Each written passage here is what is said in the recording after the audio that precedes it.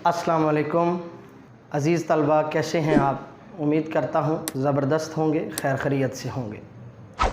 आज गौहर उर्दू में हम मज़मून नवीसी सीखेंगे कि मज़मून नवीसी क्या है, मज़मून कैसे लिखा जाता है, मज़मून कितने सफ़ों का लिखा जाता है और पेपर के अंदर मज़मून लिखते हुए किन बातों का ख्याल रखते हैं।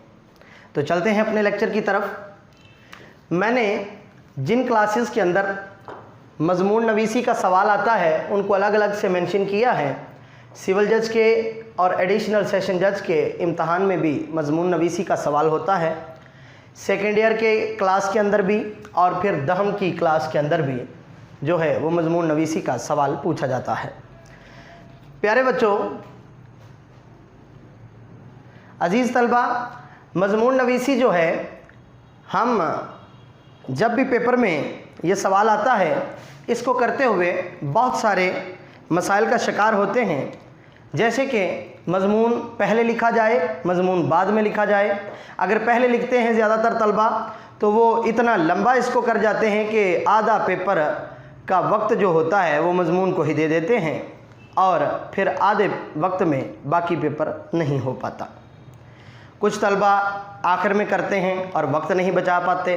तो हम ये सारी चीज़ें 2-3 लेक्चर्स के अंदर सीखेंगे मुकम्मल तौर पर कि मज़मून बनाया कैसे जाए।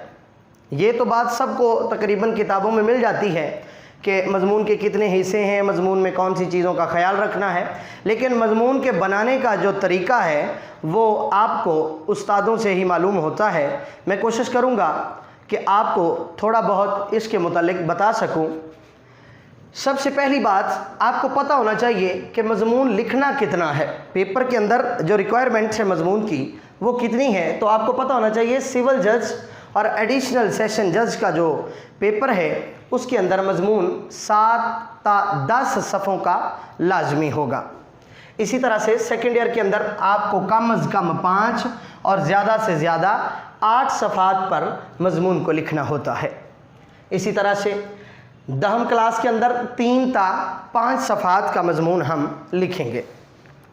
अब बात यह है कि मज़मून तो हमें समझ आ गई कि कितने सफ़ों का लिखना है, मज़मून को लिखेंगे कैसे और मज़मून के नंबर कैसे मिलते हैं, ये बात गौर तलब है।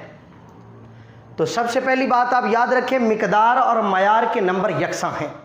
नंबर देते हुए मुम्तहन जो है वो आपकी मिक़दार भी देखता है और फिर वो ये भी देखता है कि आपने मयार कैसा अपनाया है, आपका मज़मून मयारी है या नहीं है, आप जो अल्फाज कशी कर रहे हैं आया कि वो अदबी है या गैर अदबी है। देखिए प्यारे बच्चों, हम जो घर में गुफ्तगू करते हैं वो हमारी अदबी गुफ्तगू नहीं होती, बल्कि वो हमारी जो मादरी गुफ्तगू है, माँ से जो सीखा या जो हमारे माशरे में बोला जाता है वैसा ही हम उर्दू में भी अगर कलाम करें घर में तो वैसा ही करते हैं। लेकिन आपके जो पर्चाजात होते हैं, जो इम्तहानात होते हैं, उसके अंदर अदबी गुफ्तगू, अदबी आपका जो उर्दू है उसको ही माना जाता है। तो वो 2 चीज़ें चेक करता है कि आपने लिखा कितना है और लिखा कैसा है। तो इस बात का ख्याल रखना है कि मयारी लिखना है और फिर ज़्यादा लिखना है। अब ज़्यादा का ये भी मतलब नहीं है कि एडिशनल सेशन जज के तलबा जो हैं वो 10 से ज़्यादा सफ़ात लिखें। हाँ, सेकेंड ईयर के लोग भी 10 सफ़ात तक लिख सकते हैं, लेकिन इससे ज़्यादा लिखना कोई फ़ायदा नहीं देगा। और 5 सफ़ात और 7 सफ़ात से कम लिखना इन बच्चों के लिए भी ज़्यादा मुनासिब नहीं रहेगा। इसी तरह से 10th क्लास के स्टूडेंट्स जो हैं वो 3 सफ़ात से कम नहीं लिख सकते और ज़्यादा से ज़्यादा उनको 5 सफ़ात ही लिखने चाहिए, इससे ज़्यादा उनसे नहीं रिक्वायरमेंट जो बोर्ड की तरफ से है। आते हैं दूसरी चीज़ पे, मज़मून के हिस्से कितने होते हैं। मज़मून 3 हिस्सों पे मुश्तमिल होता है। हाँ, एक बात ख्याल रखिएगा, मज़मून हमेशा पैराग्राफ की शक्ल में लिखा जाता है। मैंने यहाँ पे इसके कुछ हिस्से तो लिख दिए हैं, लेकिन आपने इनकी जो झैली सुर्खियाँ हैं जिनको हेडिंग्स बोलते हैं, पेपर पे आवेज़ा नहीं करनी होती। पेपर पे हम पैराग्राफ की शक्ल में बिलतरतीब करते जाते हैं। ये नहीं है कि इफ्तिताइया लिखना है या इब्तदाइया भी इसको कहते हैं तो पहले उसकी हेडिंग बनाएं फिर लिखें, ऐसा बिल्कुल नहीं कर सकते। ये हरगिज़ मुनासिब नहीं है। आपने मज़मून को पैराग्राफ की शक्ल में लिखना है, ये आपको समझाने की गरज से लिखे गए हैं।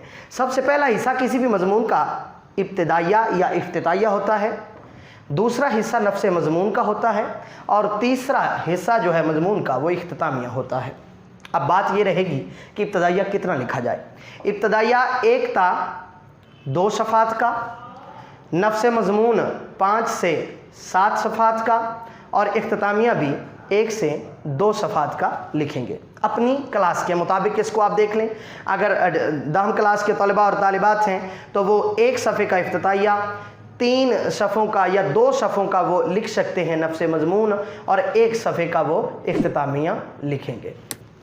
इससे भी आसान वो कर सकते हैं कि आधे सफ़े का इफ्तिताइया, आधे सफ़े का इख्तितामिया, 1 सफ़ा और 2 सफ़े का नफ्स मज़मून लिख लें, तो उनका जो अच्छा मज़मून हो जाता है। लेकिन कोशिश करें कि 10वीं के तलबा भी 4 से 5 सफ़ात की प्रैक्टिस करें, ताकि बोर्ड में अगर कोई चीज़ भूल भी जाएं आप, तो आपके 3 सफ़ात ज़रूर वहाँ पे नुमायाँ हों।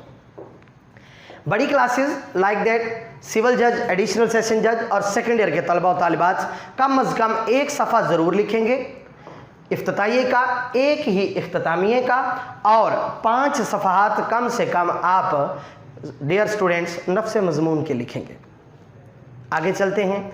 मज़मून के अंदर हवाला जात का बड़ा ही एक शोर रहता है कि सर हवाला कैसे दें, कितने दें, कहाँ दें। तो ये आपको मैं क्लियर कर दूं कि हर सफ़े पे 1 हवाला ज़रूर देना चाहिए।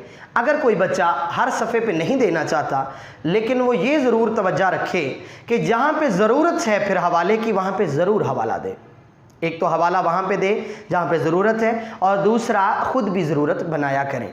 बात ही ऐसी करें कि वो कोई ना कोई हवाले की एक गुंजाइश बना ले। एक और बात, हवाला जात में अक्सर बच्चे सिर्फ शेर कोड कर रहे होते हैं, अशार ही लाजमी नहीं हैं। आप नसरी हवाला जात दे सकते हैं। नसरी हवाला जात कौन से हैं?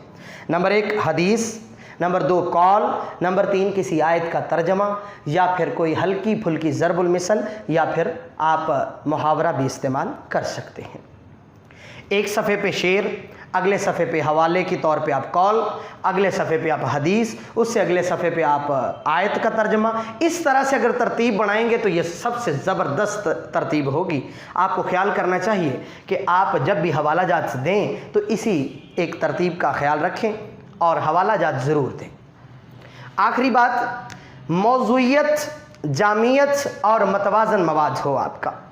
मौज़ूइयत का क्या मतलब है कि मौजू पर रहा जाए। कभी भी आप गैर मुतल्लका मवाद अपने मज़मून के अंदर ना लिखें। जो आपको टॉपिक मिला है आप उसी टॉपिक के ऊपर लिखेंगे, उससे बाहर नहीं निकलेंगे, ना ही उसमें आप अपनी ज़ाती कोई बातें शुरू कर देंगे। अक्सर तलबा और तालिबात जो हैं वो मज़मून लिखते हुए मौजू से हट जाते हैं और गैर ज़रूरी तफासील वहाँ पे दर्ज करना शुरू कर देते हैं।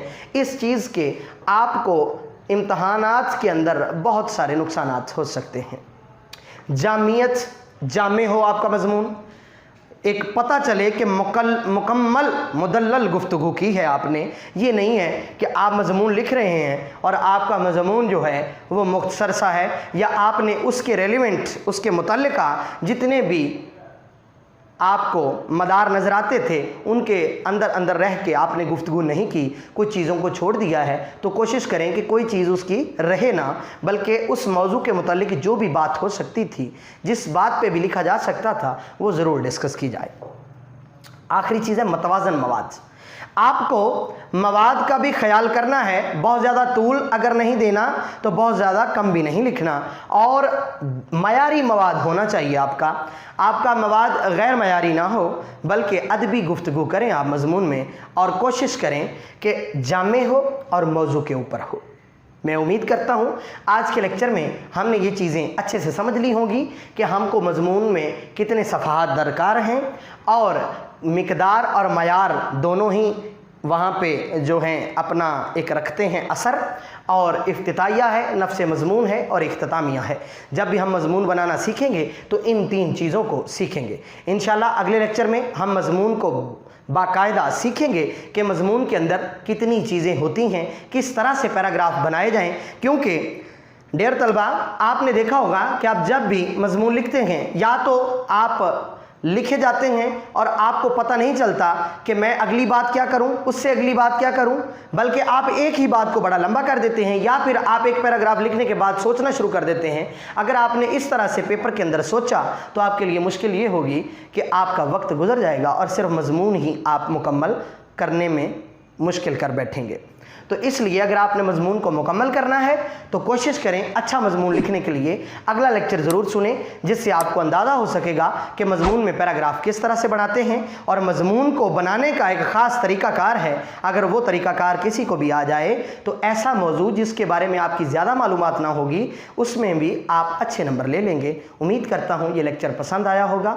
اگلے لیکچر میں ملتے ہیں، تب تک کے لیے اجازت دیجیے۔ اللہ نے کے بعد